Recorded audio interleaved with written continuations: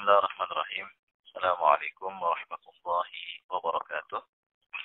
Alhamdulillah rabbil alamin. Wassalatu wassalamu ala ashrafil anbiya'i wal mursalin. Wa ala alihi wa ashabihi ajma'in. Amma ba'du. Ikhwani wa akhwati fillah. Rahimani wa rahimakumullah. InsyaAllah pada kesempatan kali ini kita akan membahas kembali kitab Al-Muyassar fi Ilmi Nahwi, dan sekarang kita akan membahas isim mansub yang ke-8, yaitu al-mustasna. Al-mustasna itu artinya yang dikecualikan. Dan di sini diberikan definisi oleh muallif penulis ya. Mustasna itu dia adalah ismun. Ya, ismun bisa antum tambahkan mansubun, ya, ismun mansubun. Yuzkaru yang disebutkan ba'da setelah adatin, alat atau sarana, min adawatil istisna'i, dari alat-alat pengecualian, ya, alat-alat atau sarana yang digunakan untuk membuat kalimat pengecualian. Fayukhalifu, kemudian mustasna itu menyelisihi fil hukmi, dalam hukumnya. Jadi kemudian mustasna itu menyelisihi hukum siapa? Hukum hukmal mustasna minhu. Hukum mustasna minhu. Jadi mustasna itu hukumnya menyelisihi hukum mustasna minhu. Adapun yang dimaksud mustasna minhu wahwa, dia adalah ma dzukira, apa-apa yang disebutkan qablal adati, sebelum adat, atau kalimat yang disebutkan sebelum adat istisna. Contoh, ya, mislu adal musafiruna, ada bermakna raja'a, telah kembali. Al musafiruna, para musafir, illa, kecuali Muhammadan, si Muhammad. Ya, di sini ada fi'il, al-musafiruna fa'il, illa di sini huruf istisna atau adatul istisna, atau kita katakan dia huruf istisna. Muhammadan di sini mustasna, yang dikecualikan. Dikecualikan dari mana? Dari al-musafiruna, sehingga al-musafiruna dia dikatakan sebagai mustasna minhu. Tapi ingat, mustasna minhu dia memiliki kedudukan inti. Ya, di sini dia berkedudukan sebagai fa'il. Tapi di sini dia mustasna minhu. Muhammadan mustasnanya, al-musafiruna mustasna minhu.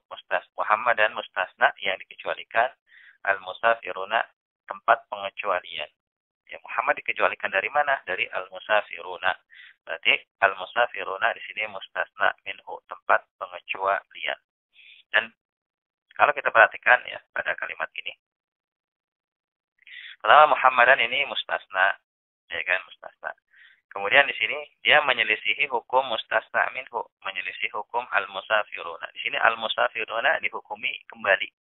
Ya, dihukumi sebagai orang-orang yang kembali. Sedangkan Muhammadan ya dihukumi kebalikannya, yaitu orang yang enggak kembali.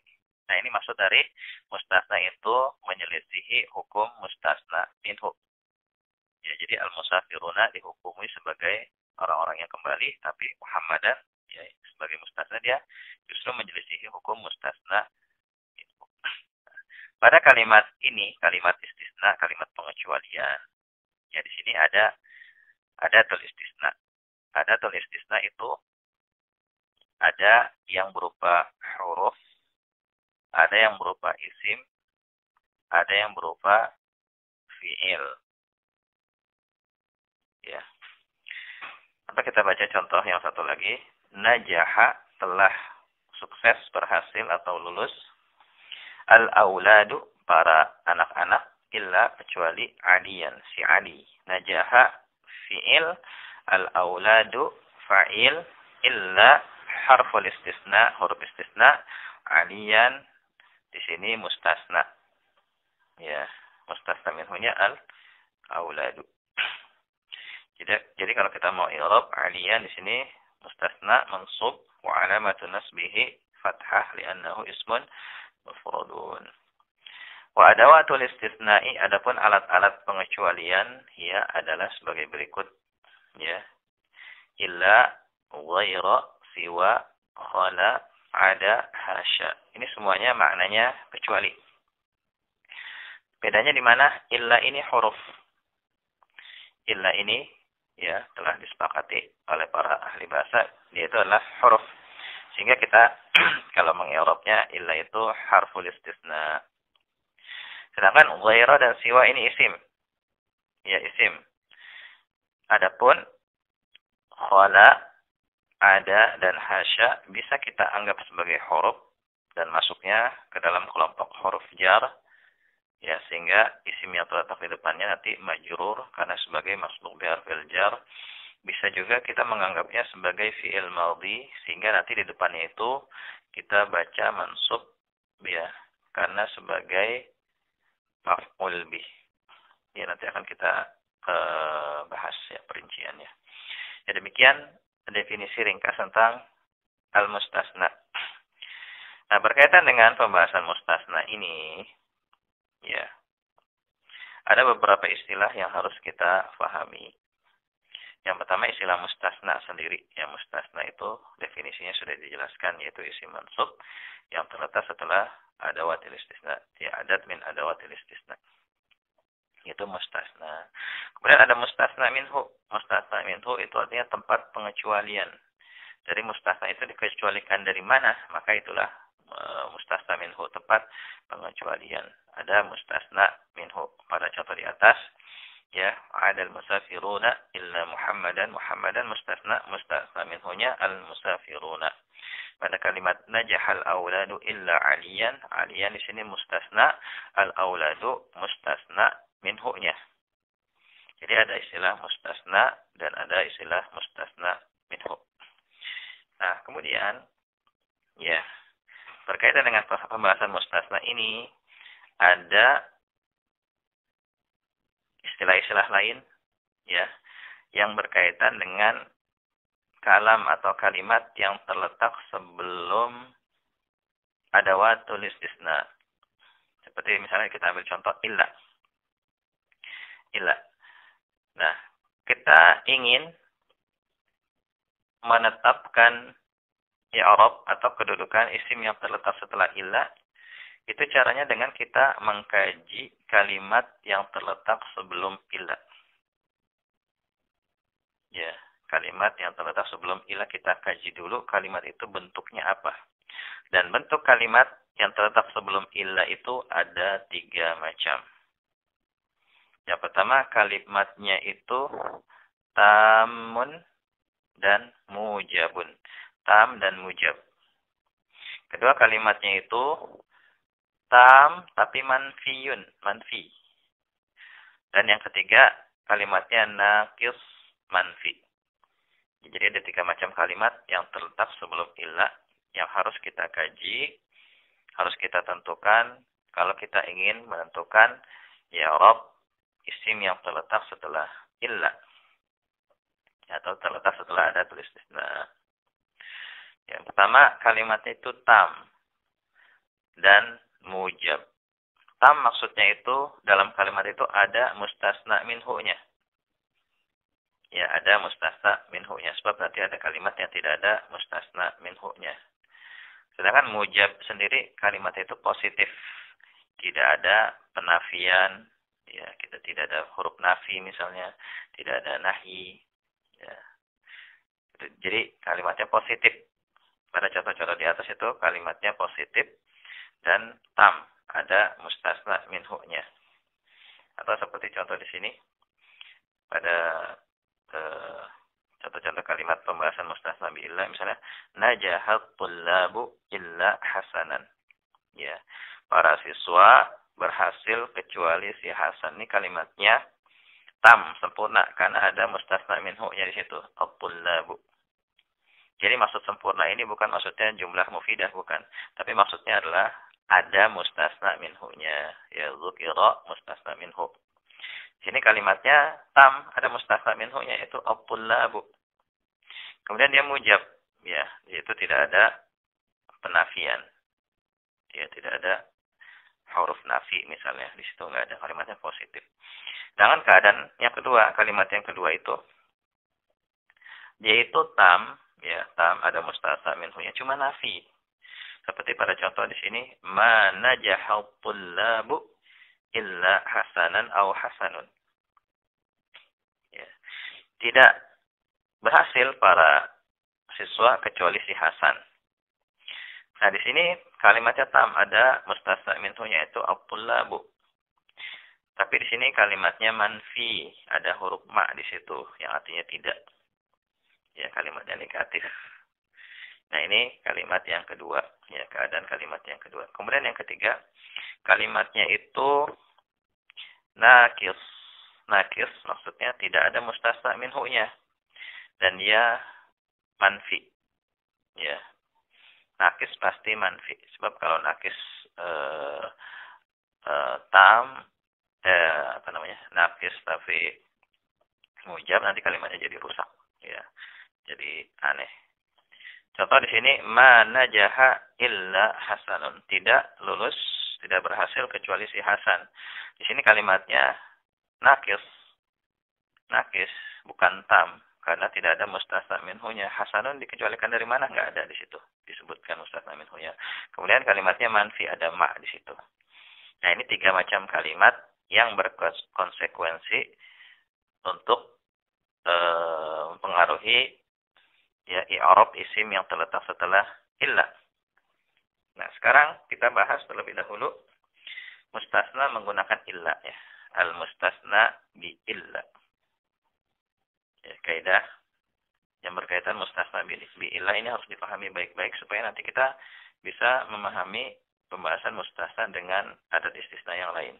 Kuncinya di sini. Jadi antum harus pahami dengan baik. Al-mustasna bi illa.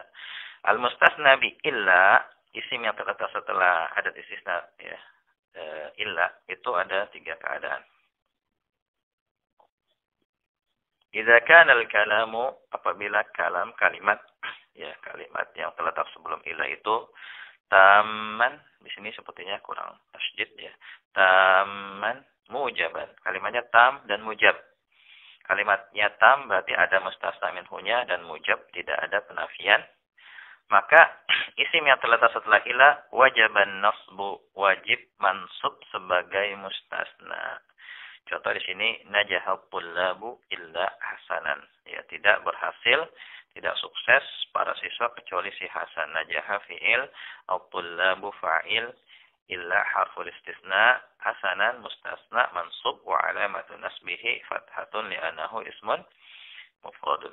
Kemudian kalimat yang lain, contoh yang lain, raja'at talamizu illa waladaini.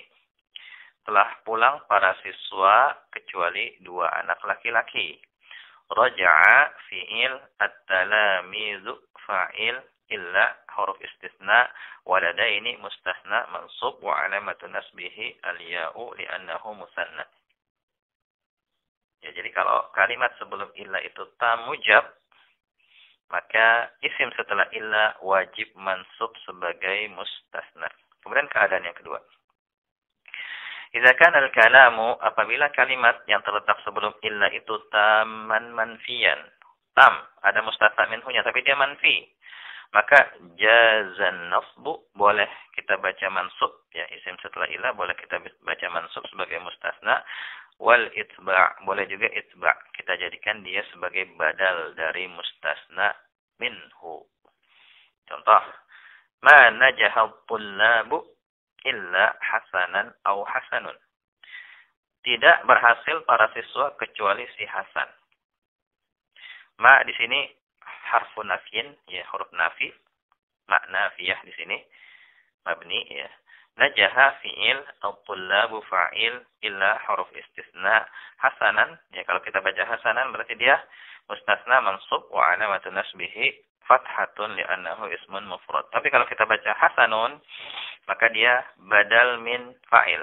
Ya, badal minal fa'il. Badal dari tullab, dari fa'il. sehingga dia marfu' wa alamatu raf'ihi dhammatun li'annahu ismun mufradun. Contoh lain lagi misalnya ma raja'at talamizu illa waladaini aw waladani. Ya. Tidak kembali para siswa, para murid kecuali dua anak laki-laki. Bisa kita baca waladaini atau waladani. Ya. Kalau kita baca waladaini berarti dia mustasna mansub. Wa alamatun nasbihi al-ya' li'annahu musanna. Kalau kita baca waladani berarti dia badal dari fa'il. Marfu' wa alamatu raf'ihi fathatun li'annahu ismun mufradun. Nah, ini keadaan yang kedua. Kemudian keadaan yang ketiga, idza kana al-kalamu, apabila kalimatnya, kalimat sebelum ila itu naqisan, naqis. Dan pasti kalau naqis itu manfi. Ya, naqis itu pasti manfi. Tidak ada mustasna minhunya, maka ala hasabil awamili, maka sesuai dengan amilnya. Kita lihat kalimatnya itu butuh apa. Ya, butuh apa? Kita kaji kalimat secara keseluruhan. Terletak sebelum ila itu kalimatnya butuh apa? Misalnya, ma najaha illa hasanun. Tidak berhasil kecuali si Hasan. Nah, di situ tidak ada mustasna minhunya. Maka kita lihat ma najaha ada fi'il pasti butuh fa'il. Ya, tidak ada fi'il pasti butuh fa'il. Sehingga hasanun di situ kita katakan kedudukannya sebagai fa'il marfu' wa alamatu raf'ihi fathah li'annahu ismun mufradun. Ya. Contoh lain lagi, ma marartu illa bi rajulin. Aku tidak berjumpa melainkan dengan seorang laki-laki. Sini jelas ya. Bi rajulin, rajulinnya apa namanya? Masbuk bi harfil jar, atau bisa juga di i'rab bi huruf jar, rajulin masbuk bi harfil jar. Kemudian syibul jumlah bi rajulin menempati tempatnya isim yang mansub ya sebagai maf'ul bi dari marartu. Ya. Atau gampangnya udah rajulin adalah masbuk bi harfil jar. Kalau ini jelas ya, cara memberi harokatnya jelas. Kalau misalnya kita ganti ya. Ma marartu bi rajulin illa Hamzah misalnya. Aku tidak berjumpa dengan seorang laki-laki pun melainkan Hamzah. Kira-kira Hamzah mau kita kasih harokat apa? Hamzatu atau Hamzata? Ma marartu bi rajulin illa Hamzata. Atau Hamzatu. Ya. Kita lihat kalimatnya gimana. Kalimatnya di situ pertama tam karena ada mustasna minhunya ya, bi rajulin. Tapi dia manfi, berarti boleh dua keadaan. Berarti itu contoh yang kedua, kalimat yang kelompok yang kedua ya. Bisa kita baca amaratu bi rajulin ila Hamzata. Hamzata di situ sebagai mustasna ya mansub wa alamatun nasbihi fathah li'annahu isim ghairu munsharif. Bisa juga kita baca Hamzata juga. Jadi cuma satu keadaan ya Hamzata aja. Karena dia apa? Badal dari masbuk bi harfil jar, badal dari rajulin. Harokatnya sama Hamzata, cuman i'rabnya beda. I'rabnya dia nanti badal dari masbuk bi harfil jar majrur wa alamatu jarrihi fathah li'annahu isim ghairu munsharif. Ya. Contoh kalau untuk yang keadaan ketika misalnya contoh lain lagi misalnya ma Muhammadun, tidaklah Muhammad itu illa melainkan rasulun. Ya. Ma Muhammadun illa rasulun. Pada kalimat seperti itu Muhammadun sebagai mubtada, rasulun sebagai khabarnya. Ya, karena di situ tidak ada mustasna minhu. Ya. Dan kalimatnya manfi. Ya, demikian tiga keadaan kalimat sebelum illa yang di situ berkonsekuensi untuk mempengaruhi i'rab setelah illa. Kemudian mungkin bisa antum catat ya. Untuk keadaan yang kedua, ya jika kita baca dia sebagai badal berarti ilahnya jadi nggak berfungsi. Muhmal, tidak berfungsi. Karena kan yang menyebabkan dia mansub hasanan itu adalah ilahnya. Jadi ilahlah yang jadi amil hasanan misalnya. Najahatul labu illa hasanan. Hasanan kenapa mansub? Amilnya illah, karena ada illah.